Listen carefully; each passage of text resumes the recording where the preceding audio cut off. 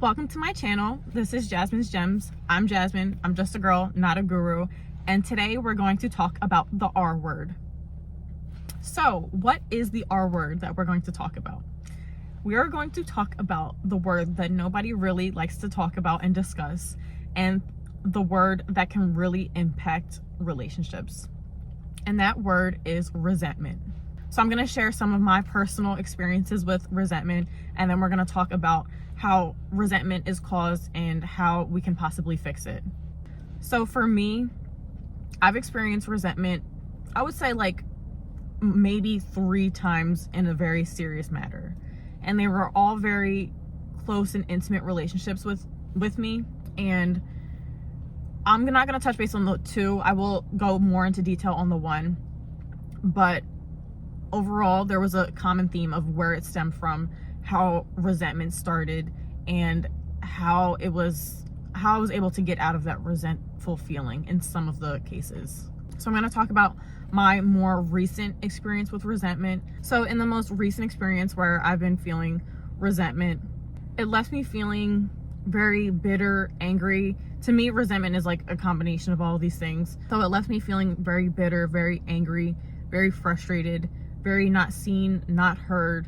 And this is like I said, this is how I feel resentment. It's not like one emotion. That's like, it's kind of all these emotions all mixed up in once. It's like one big bowl of messy soup or something. I was feeling not, like I said, not seen, not heard, not protected. And it really led to me feeling very resentful. And I did express this to this person. So I had felt like I was the only one trying, essentially. I felt overgiving. I felt overextending. I felt like I was carrying the relationship on my back at that point.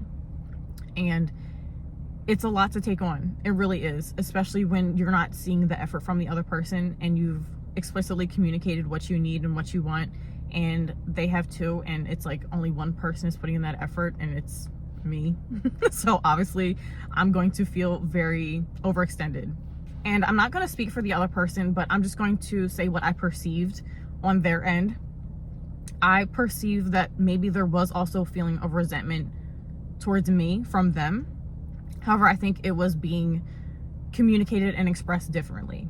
So I was the one saying, hey, this is what I'm noticing. This is what I need. This is what I think we need, etc. And the other person, I think, may have, again, this is what I'm perceiving. This is not confirmed verbally from this person. May have felt resentment as well. However, I think their resentment may have stemmed from them not communicating their needs and wants. So there could have been a lot of unexpressed emotions and feelings and needs and, pain and things of that nature from this other person that could have been feeling resentful towards me. And I also think there were other things that played into it and other factors outside of me, but that still impacted the relationship that I had with this person. Like I said, this is all what I'm perceiving because there was a lot of unexpressed things from that side of the relationship. So I'm going to bring it back to me because I'm not going to pretend to be a mind reader for the other person. So I'm going to bring it back to me and say where I was feeling resentful. So after putting in all this effort and putting in all this energy and communication and trying to fix what needed to be fixed, and that's still not being enough, that's where I felt resentful. It was like, I'm doing all of this and I'm not feeling seen. Like, I feel like all of my energy and all of my efforts are being dismissed or kind of swept under the rug. Like, I'm doing absolutely nothing. Like, I'm not trying, and I'm trying so hard. So like, what do you mean you don't see me trying? And it almost feels like, to me, maybe resentment is like a step of love of not knowing where to go next. Because it's like, I'm giving you the love, I'm giving you what you want and what you're asking for, and I'm giving, again, overextending, overgiving, and it's not being acknowledged. So I think once it's like, okay, well, now all my efforts are futile, where does my energy go? It's kind of like the energy bounces back up from this person or situation, because you can feel resentful of a situation too. Like, for instance, if you're in a bad job, you can feel resentful. I've been there. So you can feel resentful towards, your company. And it's like, I'm putting in all this effort and it's going nowhere, and you're not seeing it. You're not acknowledging it. you're not appreciating me, you're not appreciating my efforts. It's just like, okay, well, now I have all this energy that's out and that I put towards you, and it has like nowhere to go since you're not accepting it. So where does it bounce back off to? And how does it bounce back off to? So I think for me, so I was putting the effort towards the relationship and it's not being valued. So it's not being received correctly from the relationship or this person. So where does it go? So for me, it came back to me.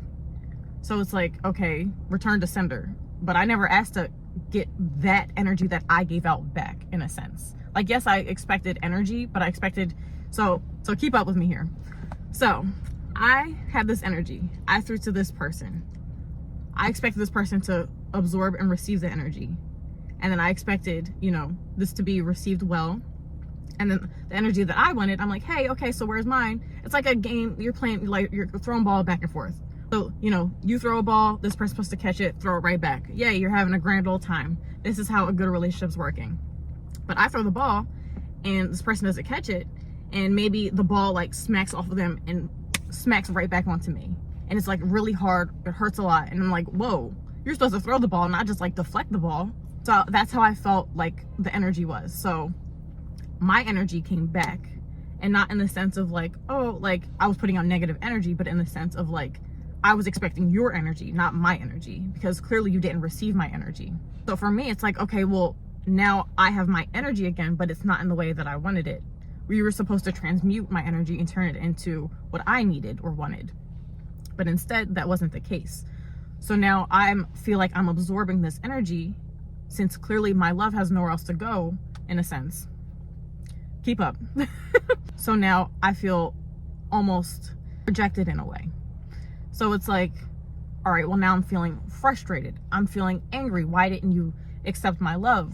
Why didn't you protect me in certain situations? Why isn't my energy being met, but I'm doing things that you requested?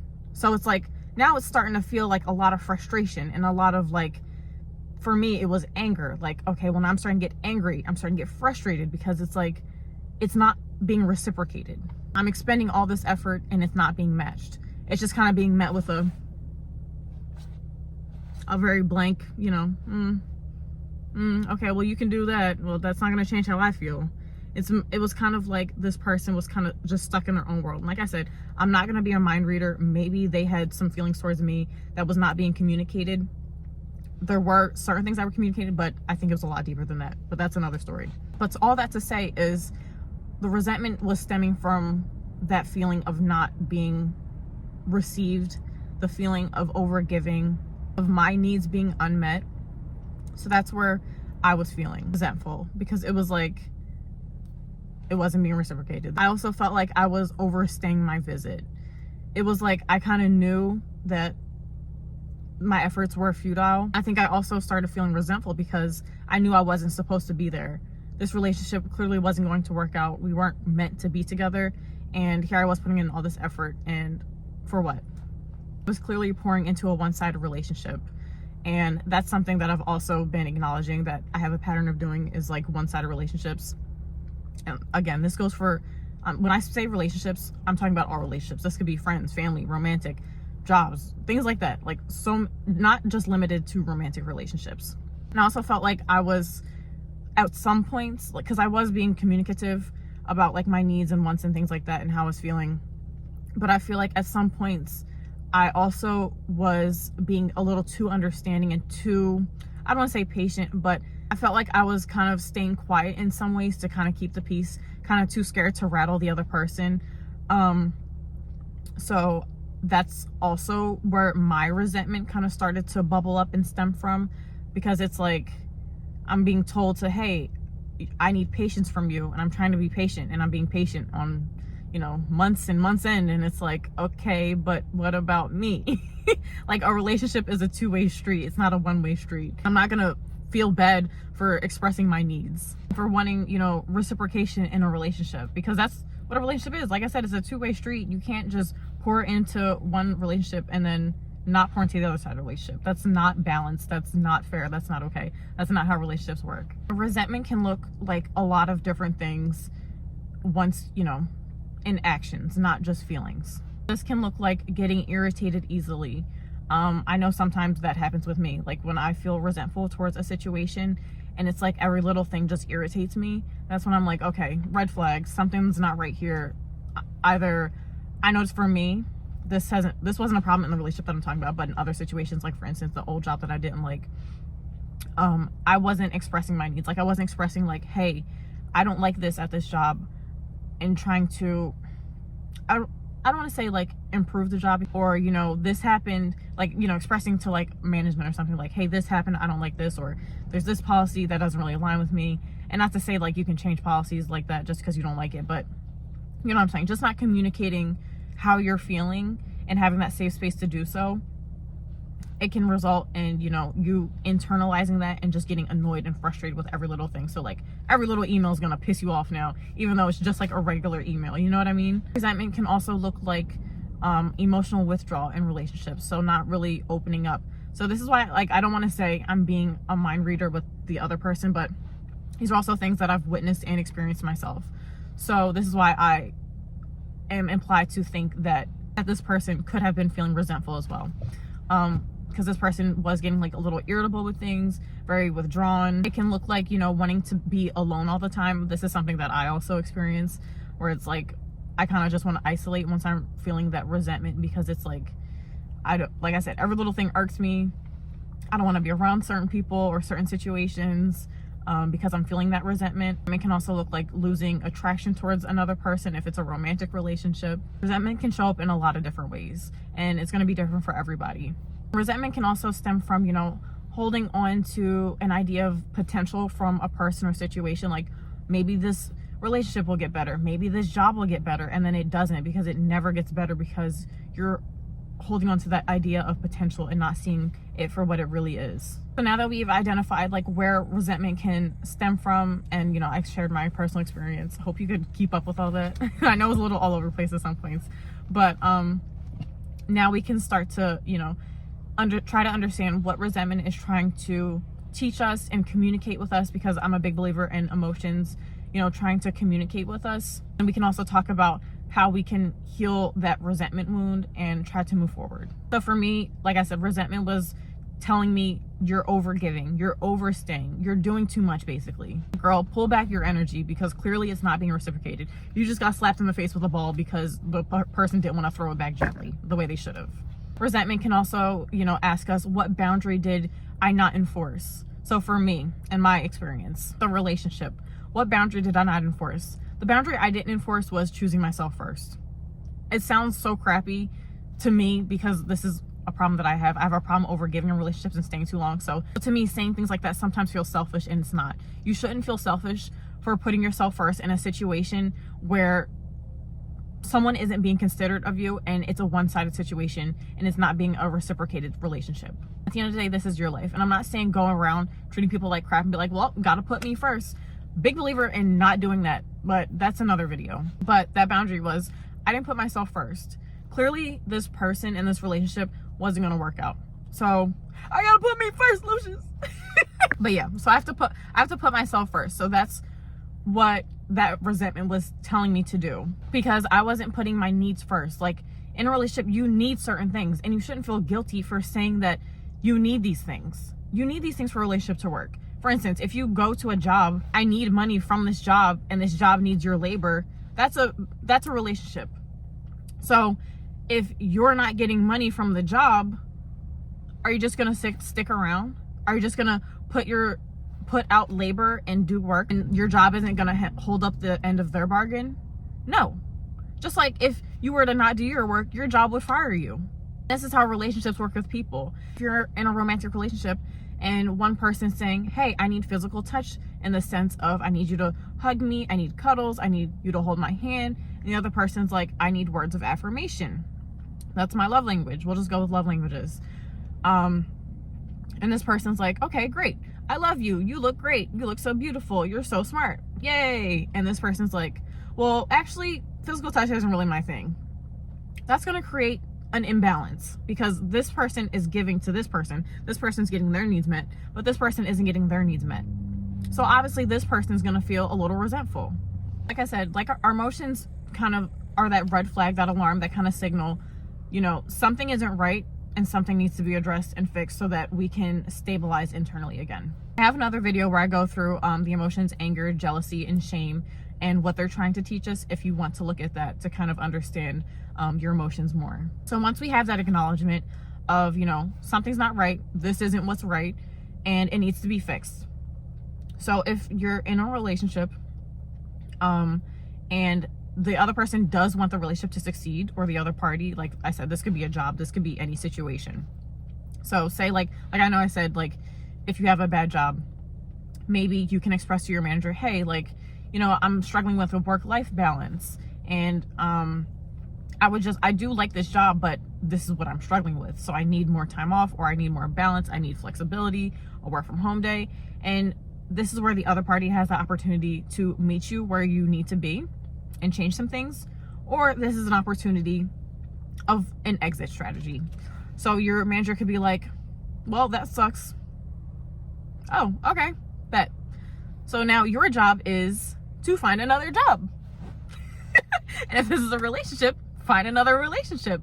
However, if your manager or your partner wants to work with you in order to alleviate those feelings that you're feeling and meet you halfway, and try to compromise and be considerate of you and maintain that relationship, then if it's your manager, they'll be like, I hear you, I value you as an employee, here's what we can do. And certain things, of course, are out of their control if we're talking about a job, but they can be like, hey, maybe you can work from home one day, or if you have a doctor's appointment, you can work from home or take off, or we'll be more flexible, things like that.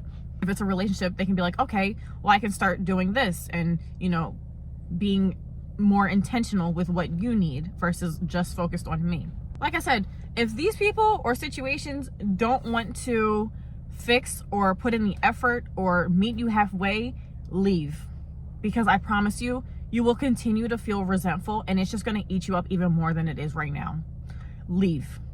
Because there's someone somewhere out there, a situation, like I said, a job, a partner, a friend, a family member, who will treat you better than that situation you're in right now. But if they are willing to put in the effort, then you do have to be patient enough to kind of see the effort that they're putting in. Sometimes I've noticed feelings of resentment don't go away easily, and it does take work to kind of sometimes pull yourself out of that feeling of feeling resentful. So if this is the case, then you have to actively acknowledge that the effort that your partner or situation is putting in, and you have to start slowly releasing those feelings of frustration, anger, resentment, because like I said, it's not gonna go away overnight. Like, for instance, if you've been beefing with your boyfriend for God knows how long, like months, and you've been feeling resentful for like 6 months, you have to give yourself and your boyfriend that opportunity to release that resentment for those 6 months that you've been holding on to it. If your boyfriend is actively putting in the effort and meeting you where you want and need to be, especially, like, say for instance, you weren't even communicating with your boyfriend that you were feeling these feelings. They're not a mind reader, like I said earlier. They're not a mind reader. So you have to give them that grace and opportunity to put in the effort. Your job is to see that effort, to release those emotions. Otherwise, your relationship's just going to suffer. To work on restabilizing, because nobody changes overnight. Like, say, you're feeling resentful because your boyfriend's on the video game, when you come home from work, and you want to spend quality time with him. And every time you come home from work, you haven't been communicating this. So you've just been like stewing on the inside because you're like, why isn't he spending time with me? Why is he always on the game? Blah, blah, blah, blah, blah. And your boyfriend has no idea. Your boyfriend's just like, oh, maybe she just needs her downtime and her alone time after work, just like I do. Okay, so you've been feeling resentful for 6 months because you haven't told him, hey, get off the game and spend time with me. So one day it comes up in a blow up and you're really frustrated and you're like, and you're always on that game, blah, blah, blah. I mean, again, this is hypothetical. There are different ways to go about this. You can say, hey, babe, I would prefer if we spend more time together instead of you being on the game. And if he really loves you and wants to make in that effort, and he'll say, oh, I didn't realize it was a problem, but I'll make more of an effort. And maybe once you get home from work and he's on the game, he logs off after 5 minutes, he spends time with you. Now you guys are getting your quality time. Or maybe he's like, okay, but gaming is kind of my downtime too, and I need that, time to myself. How about I meet you halfway, and maybe Mondays and Wednesdays I'm on the game, and all the other days we can spend quality time together. That's him putting in that effort. Now, if he doesn't put in that effort, leave him. Because clearly you're just going to end up being resentful and angry. If you can't accept that he's going to be on the game and not spend time with you, leave him. But if, you are seeing that effort over time, and maybe the Mondays and Wednesdays when he's on the game and the other days are for you, you can't harbor that resentful feeling for him being on the game Mondays and Wednesdays, because that's something that he does also need. And him meeting you halfway and compromising and being considerate of you is those other days where he's not on the game and spending time with you. So your job in that situation is to also meet him halfway and start releasing those feelings of, anger and resentment, because you being resentful of him being on the game Monday and Wednesday is not only controlling, but it's also not conducive of your relationship as well. But if this is something that's like absolutely a deal breaker, then you just need to leave him, because you can't, like I said, resentment comes from like overstaying, overextending, not communicating effectively, not having those uncomfortable conversations to strive forward, and to express your needs. That's what causes resentment. And to heal resentment, you need to have those uncomfortable conversations. You need to meet people halfway sometimes if they're putting in that effort. If not, you need to leave and start pouring into yourself again, into other relationships that are beneficial for you and reciprocated. But just let resentment be that wake-up call and that alarm system that's like, hey, something's not right, and I've been putting up with things for too long, because that's what I've noticed from resentment. It's a lot of, overstaying. And once you get a grasp on your emotions and realizing, like I said, check out my other video with the anger, shame, jealousy, because anger is like one of our first red flags. Like, hey, something's not right. I'm not being treated the way I want to. That kind of like, to me, that's my first alarm. It's like, this isn't right. This isn't for me. So getting a grasp on our emotions and recognizing it before it turns into resentment, because for me, resentment is like, it's been feelings that have been dragged out for a long period of time, and then once I get to that resentful feeling, it's like, now I've kind of reached my breaking point, and that's what we want to avoid. We want to avoid getting to resentment. With that being said, that doesn't mean once you get to resentment, it's just an end all be all. It's not like everything's over, everything's fire burning, everything's crashing. You can heal from resentment. It just takes effort and into putting in and unlearning those emotions that you were feeling. So like I said, with a boyfriend example, for 6 months, you've just been quiet about not expressing your needs about the video game.